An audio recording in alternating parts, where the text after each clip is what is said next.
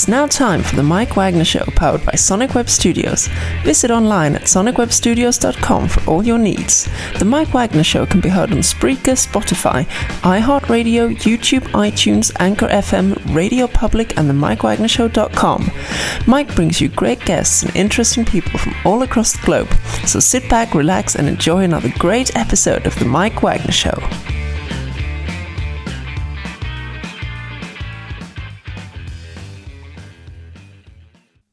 Hey everybody, it's Mike from the Mike Wagner Show, powered by Sonic Web Studios. Visit online at sonicwebstudios.com for all you need. Looking for a professional website without breaking your budget? Sonic Web Studios is the answer.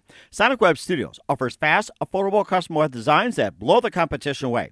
Call today at 1-800-303-3960. That's 1-800-303-3960. Or email to support@sonicwebstudios.com. Mention the Mike Wagner Show, get 10% off your first order. Sonic Web Studios, take your image to the next level. Also, the Mike Wagner Show can be heard on the MikeWagnerShow.com. You can check our Facebook page at facebook.com/The Mike Wagner Show. You can download and listen on Facebook, SoundCloud, Spreaker, Spotify, and iHeartRadio. Also on Anchor FM, Radio Public, iTunes, Google Play, Apple, Stitcher, Deezer, and more. Take the Mike Wagner Show with you on any mobile device. Subscribe to the Mike Wagner Show on the YouTube channel. Also follow the Mike Wagner Show on Instagram and Twitter today. We're here with a wonderful author and writer. He's got 6 books out right now, ranging from perfecting and reforming personal religion, a battle of a fallen record, the Bible Sabbath, and more. And he also is a grad school student out of UMass of Boston and specializes in critical and creative thinking. And this is something you really want to think about and gets into.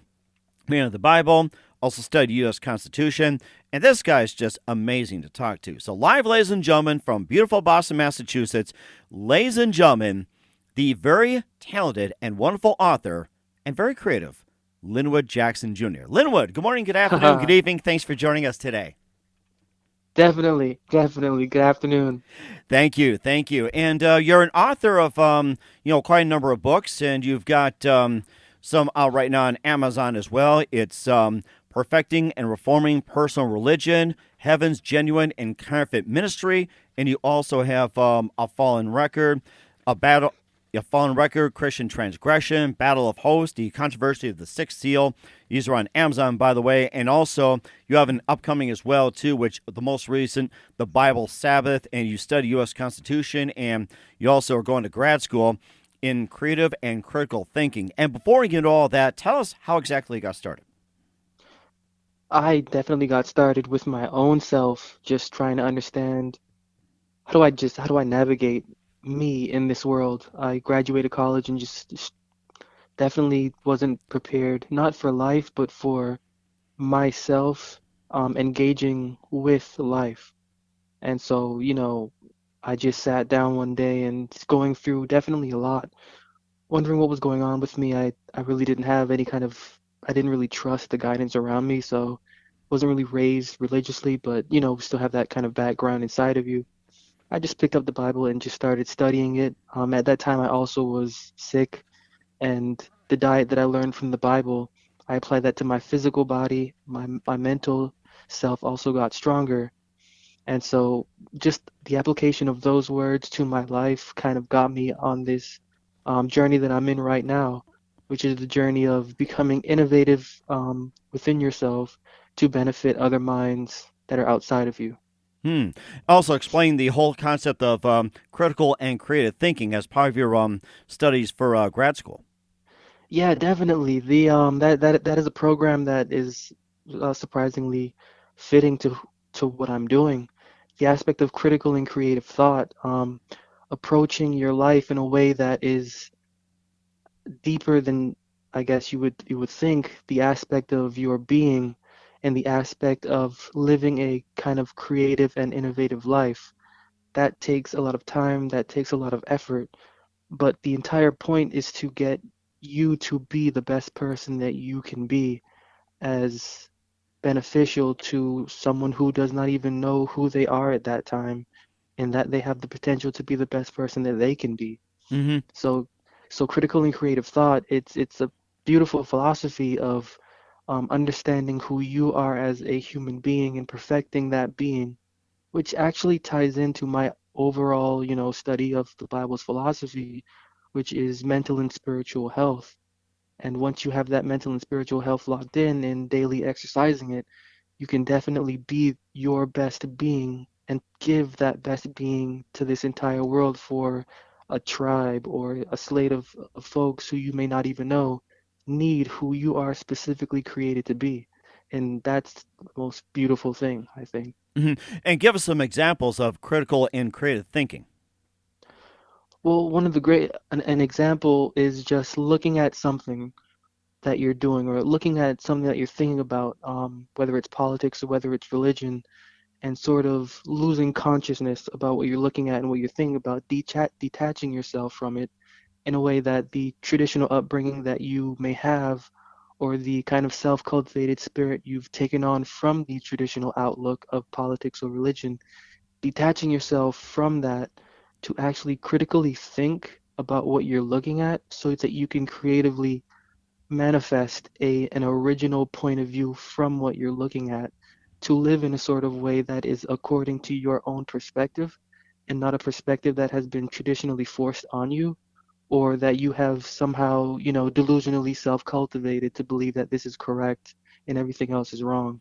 Hmm. So, just looking at everything from a detached point of view, stepping away from tradition, whether it's politics, whether it's religion, whether it's anything. Everything is attached to tradition. As long as you can manage to step away from that traditional aspect, to actually look at it clearly according to you, and to struggle through understanding what that definition is and retaining that knowledge and then living that knowledge, that is that's the most beautiful aspect of what we are as human beings.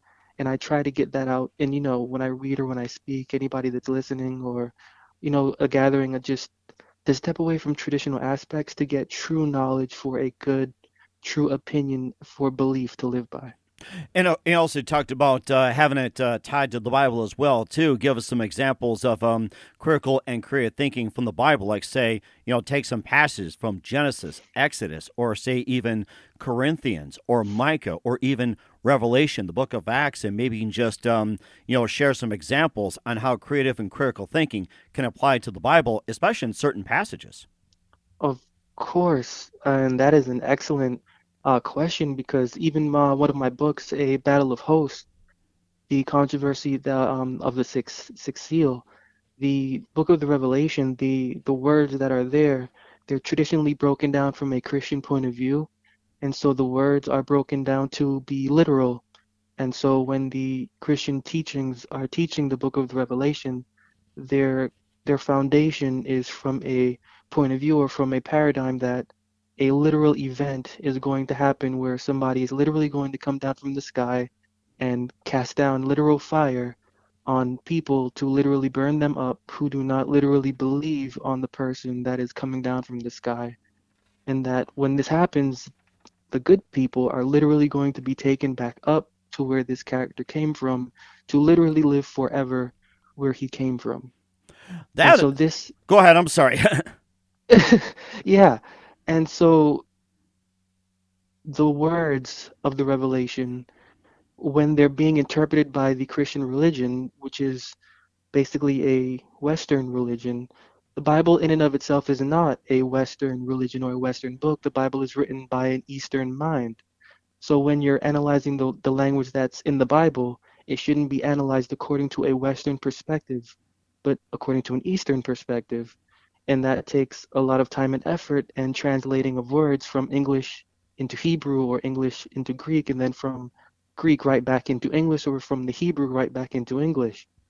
And so when you're critically analyzing the book of the Revelation, according to how it is written and according to the language that's there, you discover a perspective that is creatively intricate and that is different from what the Christian religion actually teaches.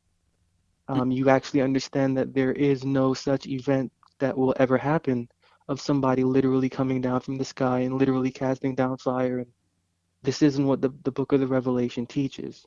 And Hmm. so going through this, I began to understand that, and I began to put these things into writing.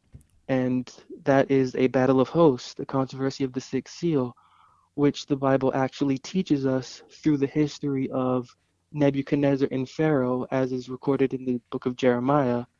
And so when you apply what the Bible already gives us, and then you take it and then you put it into its figurative aspect, you understand a real meaning from just that whole collaboration of writing and of images and also of words and of language and context. And you get the meaning that the Bible is trying to teach as opposed to the meaning a traditional religion is trying to impose. Hmm. That I think that's a really good perspective as well too, and also the many versions like the King James, the New King Hmm. James, the NIV, American Standard Edition, and many other versions and translations. Does that affect the way of critical and creative thinking when it comes to the Bible? When you see all these different versions of it, as I mentioned about the King James, the American Standard, and the NIV. It does. It does. And when it's when you're in that, when you're supporting that kind of when you're supporting the religion, it's good. Because when you're supporting the religion, then you're getting to the traditional aspect of what that religion is about. And each of these translations helps clearly define what that traditional outlook is. But in reality, it's a wrong thing to do and it's false because the reality isn't the traditional aspect. The reality is what the words actually are.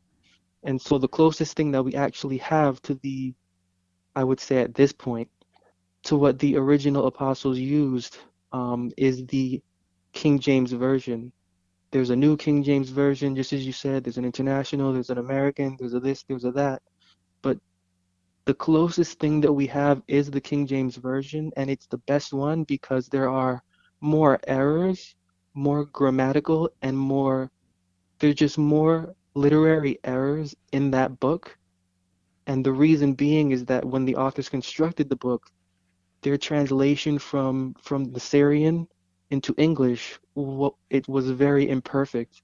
So you have more italicized words in the King James Version than you may have in any others, which is beautiful because it's just a sign that those are not the right words that need to be there.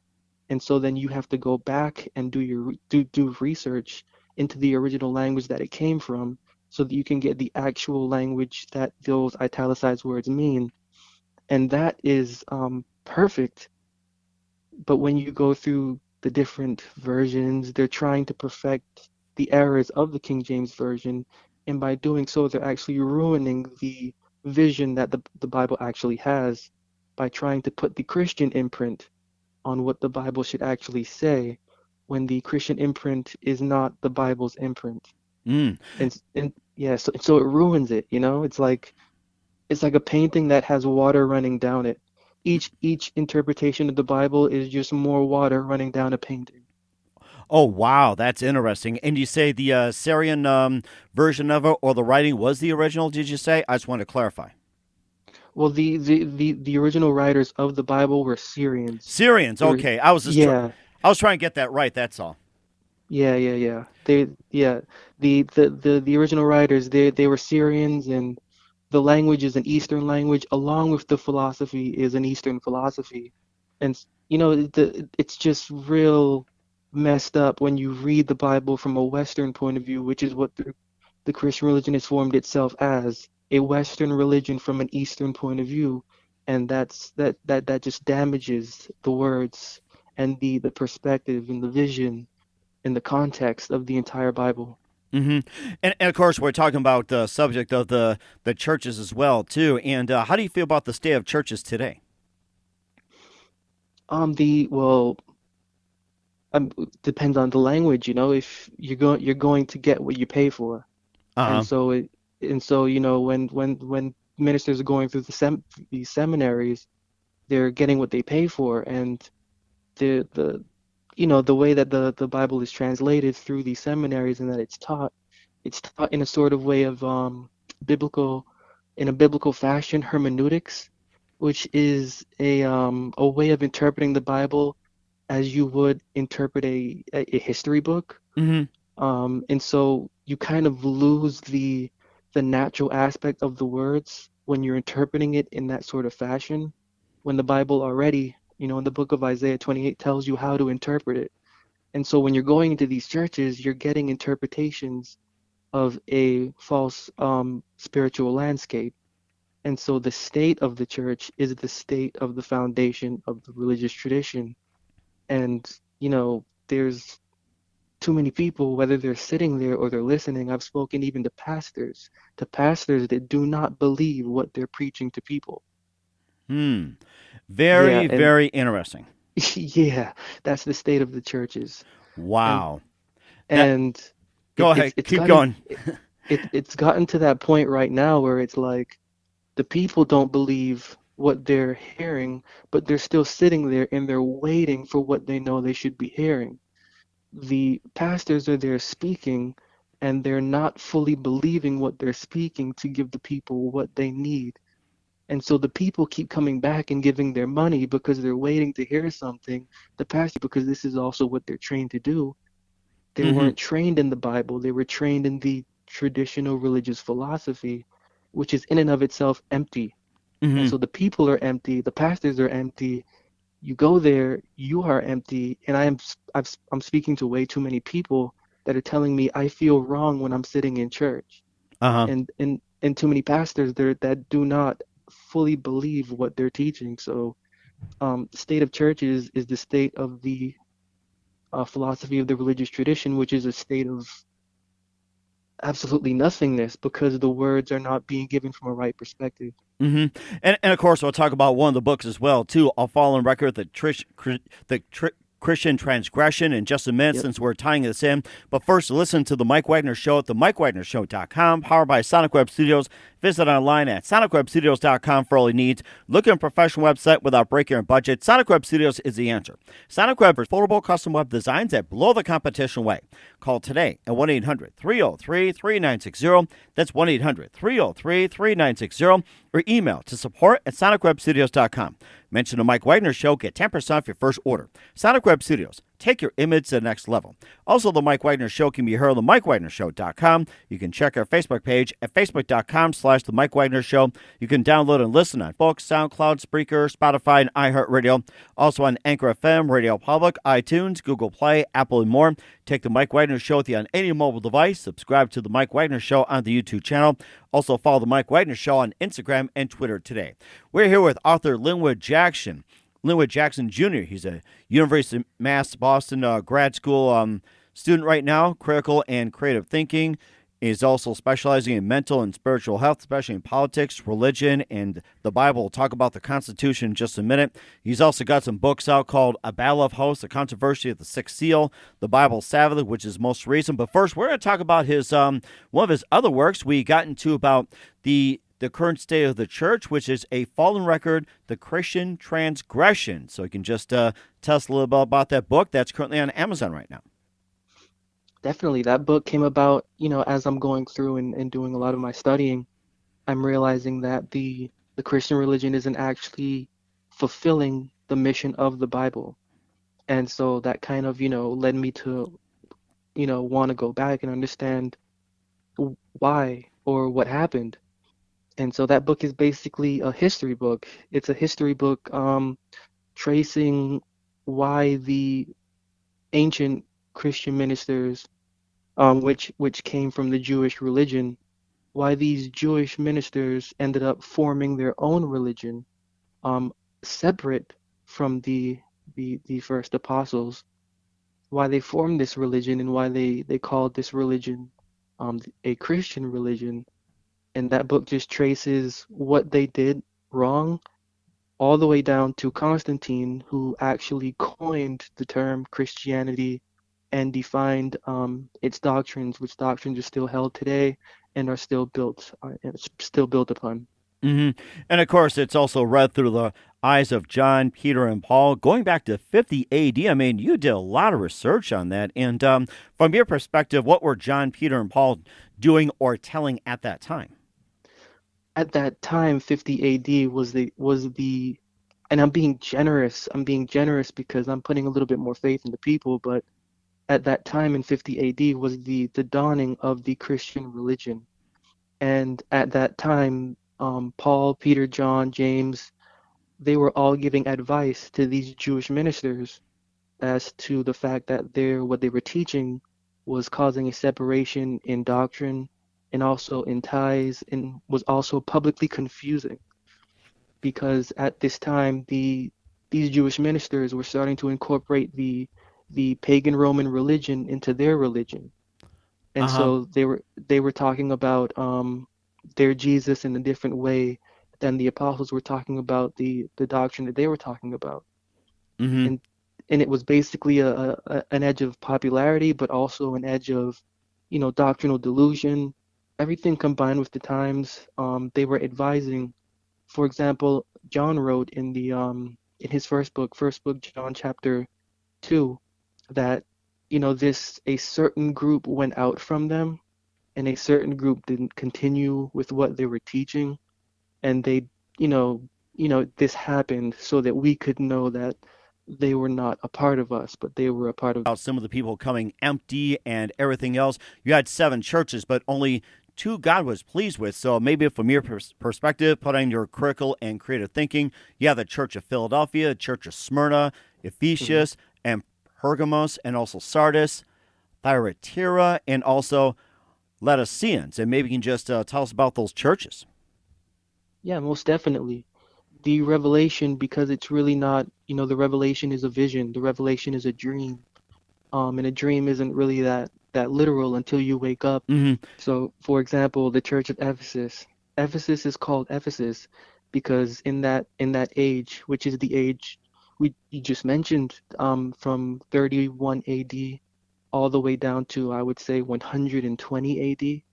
In that first age, it's called Ephesus because the Ephesians were worshippers, we're told in the book of Acts, of a goddess called Diana and also the son of Jupiter. And this church is called Ephesus because at this time, Jewish ministers, they were combining their religion with the religion of Asia. And of Asia, Asia later became the place where Constantinople actually was after Constantine created the Christian religion. Mm-hmm. And of course, the Greek and the Jewish religion, Zeus is Jupiter, Jupiter is Zeus, Apollo is Apollo. Today we call the goddess Diana Mary. Today the son of Jupiter is called Jesus. We call Jupiter God, or God the Father, Zeus, God the Father. This is all the transition that these ministers were making in the Christian religion that kind of carried over um, all the way down to Pergamos, which was the time of Constantine. Wow, that is amazing as well, too. And of course, you also have a book called Heaven's Genuine and Counterfeit Ministry. You can just tell us more about that one. Yeah, that book deals with the book of the Revelation, chapter 13, but it doesn't begin there. It begins with analyzing what the genuine point of the Bible's religion is, and then it goes into the book of the Revelation, chapter 13, to show what the religious state at that time will be. In the Bible, the definition of a beast is a government or a kingdom, civil government, or a civil state. This is how the Bible defines a beast. And in Revelation 13, there is a beast that comes up, with 2 horns. In this book, I analyze lightly, like as an introductory, um, what this means for the genuine religion of the. The competition way. Call today at 1 800 303 3960. That's 1 800 303 3960. Or email to support at sonicwebstudios.com. Mention the Mike Wagner Show. Get 10% off your first order. Sonic Web Studios. Take your image to the next level. Also, the Mike Wagner Show can be heard on the MikeWagnerShow.com. You can check our Facebook page. Also on Anchor FM, Radio Public, iTunes, Google Play, Apple, and more. Take the Mike Wagner Show with you on any mobile device. Subscribe to the Mike Wagner Show on the YouTube channel. Also follow the Mike Wagner Show on Instagram and Twitter today. We're here with author Linwood Jackson Jr. out of Boston, Massachusetts, going to grad school for critical and creative thinking. We talked about the Bible and talked about a few of his books, and focusing on mental and spiritual health, we have one of the books called Perfecting and Reforming Personal Religions, available on Amazon. And tell us all about that book. That book is about you going through your spiritual journey in a way that can benefit your physical body. And this book came about through me. through my own injury that I suffered, I damaged my body, and this caused me to wonder or to question my own self as to why I would rather choose to abuse my own self instead of thinking about something better to do to help myself. And so I ended up studying the philosophy that is in the Bible, learning the definition of love as it's taught by those words and by the illustrations that it gives.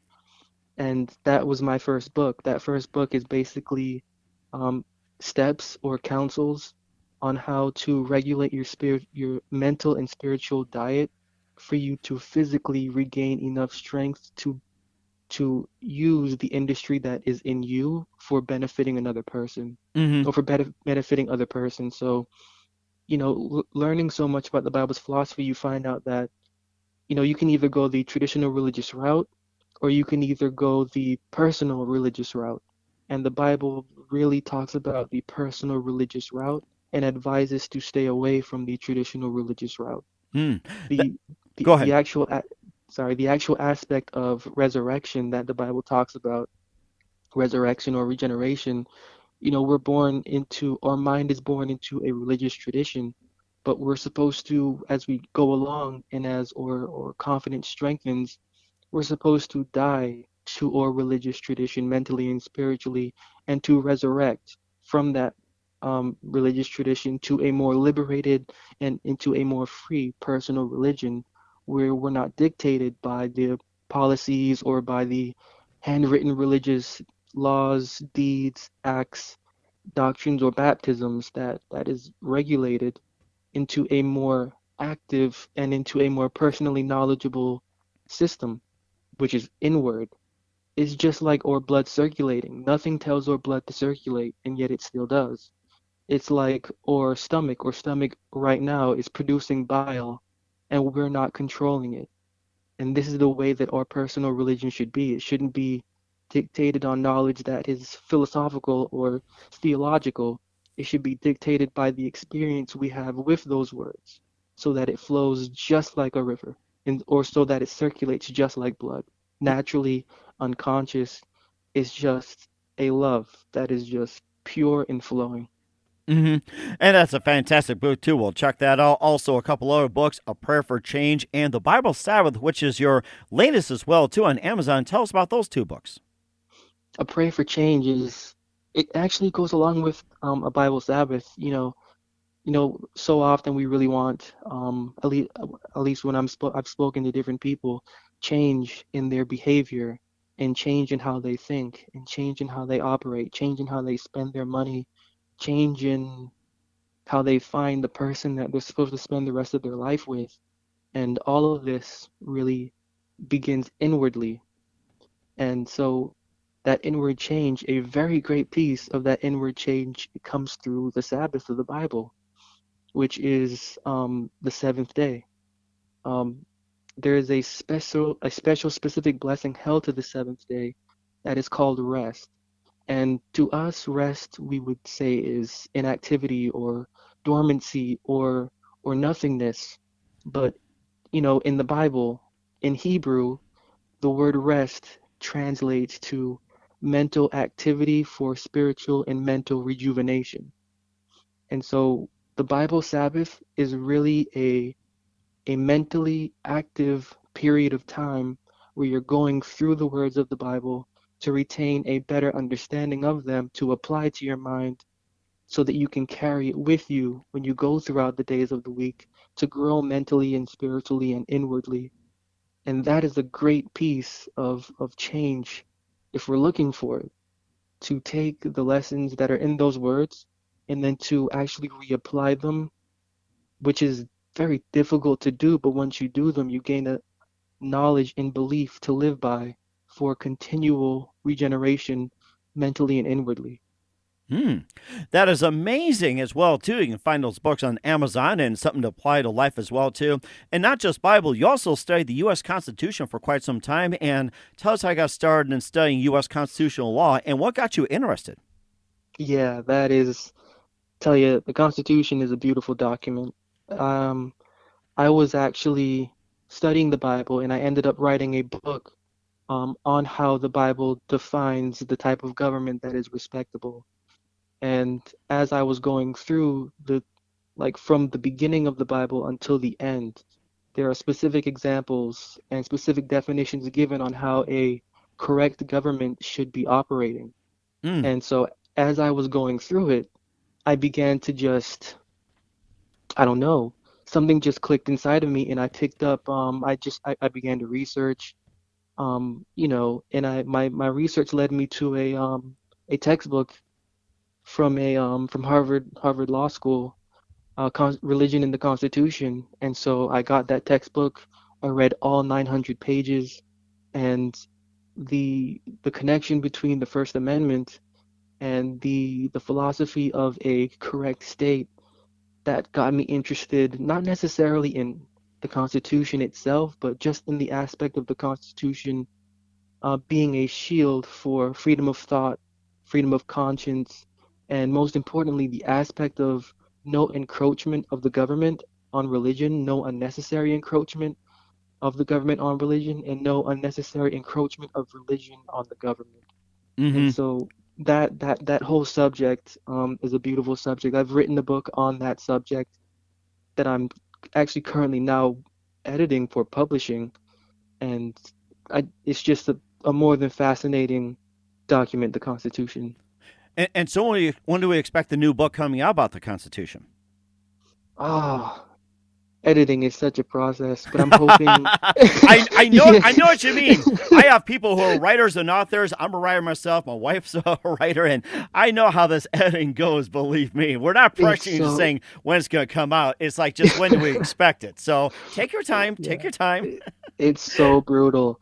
But I'm editing two books right now. Going through the editing process. That one book on religion and government, and then another book on kind of defining and kind of getting to the point of this thing called justification by faith, Uh huh. and stepping away from the traditional aspect of it, questioning the traditional aspect of it, and then going into the Bible to understand the what the Bible has to say about the subject. So that book is a shorter book, so that is, I'm hoping to get that out in maybe a couple months, 4 or 5 months. The book on religion and government, I'm hoping by the summer. That is amazing. We're looking forward to that, and I'd like to have you back on and talk more about those books. And of course, going through the U.S. Constitution as well too. And you look at some of the articles, like in Section 1, Section 2, and I'm throwing some examples out there, like with Yeah, yeah, yeah. Section 7, everything. What Bible verses are tied to these sections as well too, and how does it apply? It's it's not necessarily verses. It's actually, yeah, it is. But it's more looking at the aspects of the ancient records of, for example, in First Kings and in Second Kings, how for example Solomon handled the query between these two women fighting over a child. He told, one of them, cut the child in half. You get one half, they get the other half. And then seeing the actual response of the woman, the true mother saying, just give the child whole. That is a child that should be kept whole. Let this woman have it. Solomon making the decision. You are the true mother. You get the child for saying that. Just analyzing the different situations from the aspect of government and from the aspect of how, when you look at the figures of Solomon, breaking down what those figures symbolically represent and the characters, what they symbolically represent in the relation to state, it just blows your mind, not necessarily the connection to the Constitution or the articles, but to the philosophy within those points and those amendments for human rights and also for rights over conscience. Hmm. And of course, look at some of it as well too. It involves taxes and money and everything else. And how would the Bible say about taxes and money when it comes to government? That I the only aspect I really focused on was the relationship between religion and government. So when it came to taxes and things like that, that might be a subject for another book at another time, but the whole my whole thing was the relationship between religion? What is religion's right in the government, and what is the government's right over religion? Hmm. Because when you actually look at the kind of dynamic between the Jewish priests and Pilate, for example, there is a special connection, which is an unlawful connection between the government and religion for the sentencing of somebody who has a different religious opinion than the noted, or I would say in that time, noble priests and ministers connected to the government, the Jewish government, and also to the Roman state. So looking at the downfall of religion and religious ministers, of the influence that they may have just because of their relationship to the government, looking at that aspect of what that means for the conscience of the person, for the well-being of the person, for the religion of the person, and also for the state of the government's mind as a whole. And it's just an interesting subject, religion and government. Hmm. It does sound interesting too. And how do you feel about the current presidency on the handling of the Constitution? Do you think they're following the Constitution fairly? It's, I mean, I- any one of the presidents that we've had previously, I've only been alive for so long and I've only seen so many presidents. Um, beginning, born 1990, so I've only seen so many presidents, and ever since I've come along, I would say that they've really not kept the Constitution as it is. It's probably because the United States is really a business, and the language that is used when defining the Constitution, ever since like the or state or the United States was given over to bankers and became that sort of banking institution instead of a free nation as it was prior to, what was it, 1915 or 19 prior to the 1900s. Hmm. We've been a different sort of beast where our Constitution has really been run over by our presidents, and they stay with it as much as is, would be recognized by the, I would say, the non-educated citizen on the aspect of the Constitution. Hmm. But, from what I've seen, they haven't been too keen on it. It's almost as like they're ready to eradicate it Hmm. and to replace it with something else. But it's our current president. I would say he just falls in line with the rest of them. Borderline for it, borderline not for it, just to please the uneducated. Hmm. Enough. Right. And what are some of the other subject matters that are looking at right or into the future as well too with the critical and creative thinking? We cover politics, we cover religion, the government, and what are some other areas are you looking to expand applying to what you're doing? Well, to me, it's need. My expansion is the need that I hear from the people that I speak to, and the need that I hear from the people that I speak to is mental and spiritual edification in churches and in religion and in religious thought. Mm. So, that's me. I'm not really like a politics person. I don't jump into the politics field. Uh-huh. There's some intriguing things in it, but you know, my field is the field of religion and religious thought and trying to get the minds that are in that field, whether they be experts or not experts, to understand that there is a higher thought than the traditional outlook that is fed, enforced, and imposed. And so, from what I've been hearing and from the people I talk to, whether they're pastors or not pastors, there is a need for the Bible's culture and for the Bible's philosophy. And so, if to branch out into the further explaining that philosophy to get to what people are actually hungry for, Hmm. that's what I'm about right now. That is fantastic. Looking forward to what you have as well too, and just a few more things with Arthur Linwood Jackson Jr. here on the Mike Wagner Show. And Linwood, I forgot to ask you as well too. Who are some of your favorite writers and authors growing up? Oh, that's interesting. I actually have none.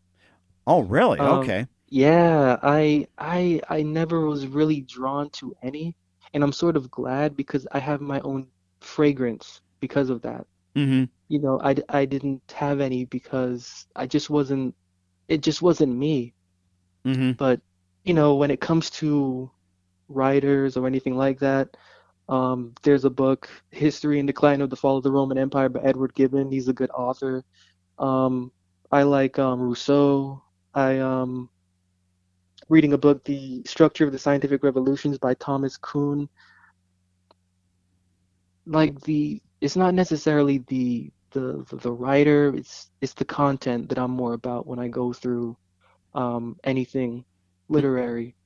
But Mm-hmm. for me, nothing really drew me to any particular artist or writer, and I kind of like that because whenever you read me, like it's my own original essence, and I think that's the most beautiful thing, and that's also something I try um, to get other people to write to deal with themselves, is to get their own essence and to be in their own essence and then to give their own essence. Mm-hmm. And that's amazing too, how you come up with your own philosophy and looking to see how many people will follow too. So that's going to be very unique, I have to say that. And who do you consider biggest influence in your career? My biggest influence, honestly, I don't really have any. Uh huh. I'm sort of like paving a way. I listen to different people, I listen to different interviews, for example, Kobe Bryant or Conor McGregor. I listen to different interviews from different people that are going and that are blazing a path that has never been walked before. Mm-hmm. And so I really don't have anyone because there's actually no one that I can even think of that has ever taken the philosophy of the Bible and has done anything with it. Think back to to the Reformation. You think back to Martin Luther or to Calvin, but these people, they were basically bickering about the Catholic religion. They weren't actually trying to get to the Bible's philosophy. They were trying to enforce what they thought the Catholic religion should be, not what the Bible was. So you can even go back before Martin Luther to a little tribe called the Waldenses Mm. that actually thought to do, what the Bible did, and they taught what the Bible taught, but there's really no one that has ever stepped away from the air of religious tradition to breathe in fresh air of it, to give that fresh air. It's always been this aspect of the Christian religion that's taught in a new philosophical way. So you're not stepping away from the Christian religion, you're just getting the Christian religion in a different sort of light. But for me, it's like the words of the Bible have its own light. And that light, as I'm studying it and as I'm writing about it, it's not the light of any sort of Christian philosophy, any sort of theological theory that exists. And so like I would say the only influence I can say is Paul. Paul or the one that they called Jesus. Mm-hmm. Because the specifically these people, Paul and the one that they call Jesus, they're not actually the characters that the Christian religion teaches about. They're different characters in the Bible than in the religious tradition. So it's like it's pretty interesting the who their persons are in the Bible as opposed to who we are traditionally supposed to believe them to be. So I guess those would be my two main influences, those two ministers. That's fantastic. And, just following them as well, too. It's a great idea. And what's the best advice you can give to anybody at this point? The best advice I could possibly give to anyone um Take your pick. about the I would say empathy. Um, one of the problems that the Christian religion has is that it doesn't teach enough about true mental and spiritual empathy. Rather, you are seen as empathetic through acts, through what you do through your body, and which is completely false. Uh huh. Empathy should originate not from what you think is right and not what you think will look right and not what you think will get you the commendation of some God because it is right. True empathy comes from mental and spiritual motivation and health, Mm-hmm. which is why I completely stress the development and cultivation of the personal religion, because when the heart is educated and when the mind is informed, not just of what the words of the Bible are saying, but how we relate to those words and how we are our own individual person to be born through those words. We can actually become charitable in a very, very great way that is dynamic, that is innovative, and that is, conducive to who we are, to let other people know that they can be who they are and that they can inspire also. That is amazing as well, too. And once again, Linwood, would like to thank you for your time. You've been fantastic. Author Linwood Jackson Jr. here on the Mike Wagner Show. And before we go, Linwood, would like to have you back sometime soon as well, too. What are some of your upcoming projects? What's your website? How do people contact you? And where can people purchase your books? Yeah, you can purchase my books on Amazon.com. You can go to my website, linwoodjacksonjr.com. Or, you know what? Even just shoot me an email. It's linwoodjackson@hotmail.com. Shoot me an email. I love hearing from everybody, and I love hearing from anybody. So shoot me an email. I will be there to respond and have a dialogue with you over any kind of matter. Light, not light, funny, not funny. I love it. Oh, that's great as well, too. Look for one from me as well, too. Linwood, just want to say a big thank you for your time. You've been fantastic, very inspirational, and looking forward to having you on back soon. And do us a favor, keep us up to date. Love you having on again very soon, 2020. Definitely. Thanks for listening to the Mike Wagner Show, powered by Sonic Web Studios. Visit online at sonicwebstudios.com for all your needs. The Mike Wagner Show can be heard on Spreaker, Spotify, iHeartRadio, iTunes, YouTube, Anchor FM, Radio Public, and themikewagnershow.com. Please support our program with your donations at themikewagnershow.com. Join us again next time for another great episode of The Mike Wagner Show.